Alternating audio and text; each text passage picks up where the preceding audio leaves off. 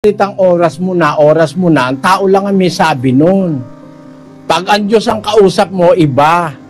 Pag Biblia kausap mo, nakatakda sa tao ang mamatay. No? 9:27 ng Hebreo. At kung paanong itinakda sa mga tao ang mamatay na minsan at pagkatapos nito ay ang paghuhukom. Nakatakdang mamatay ang tao.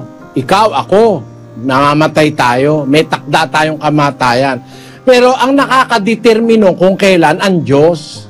Hindi totoo yung kung oras mo na. Hindi totoo yun. Alam mo kung bakit? Kasi kahit hindi mo pa oras, pwede kang mamatay. Kahit hindi pa oras. Basahin natin ang Ecclesiastes Kapitulo 7, versikulo 17. Huwag kang magpakasamang lubha, ni magpakamangmangman. Bakit ka mamamatay bago dumating ang iyong kapanahunan? Ba't ka mamamatay bago dumating ang kapanahunan mo? Hindi pa oras mamamatay ka na pag nagpakasama kang lubha. Subukan mo uminom ng drugs at suminghot ka ng nakalalasong usok. Magsyabu ka ng magsyabu. Pag hindi ka nakaabot ng 40 anyos patay ka na. Bakit? Syabu ka ng syabu, walang katigil-tigil O kaya naman puro ka alak ng alak, tatagal ba yung atay mo?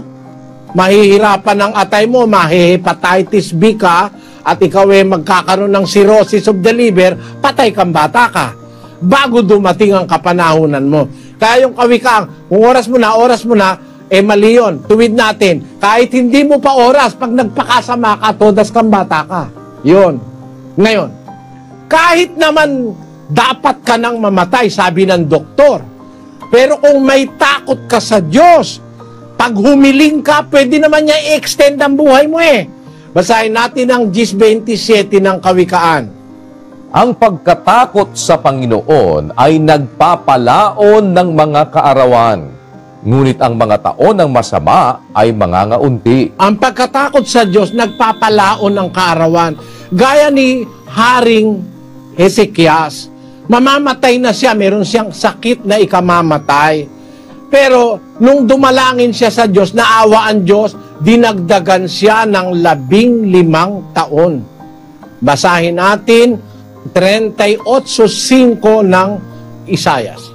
Ikaw ay yumaon at sabihin mo kay Ezekias, ganito ang sabi ng Panginoon, ng Diyos ni David na iyong magulang.